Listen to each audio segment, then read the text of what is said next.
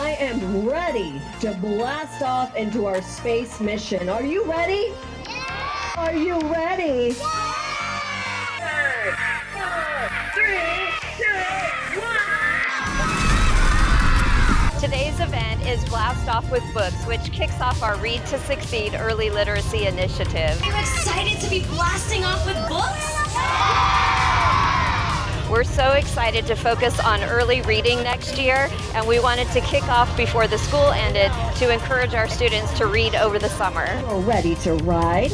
My heart is so happy, and I'm so grateful that Natomas Unified School District invited me to be a part of a Blast Off with Books. And it's all about encouraging kids to read, to open up the pages of a book. Turn the page with me. Hope that my diverse book, The Carousel King and the Space Mission, which is written in 2 languages, will encourage them to read more frequently and to know that there's so much beauty in speaking 2 languages.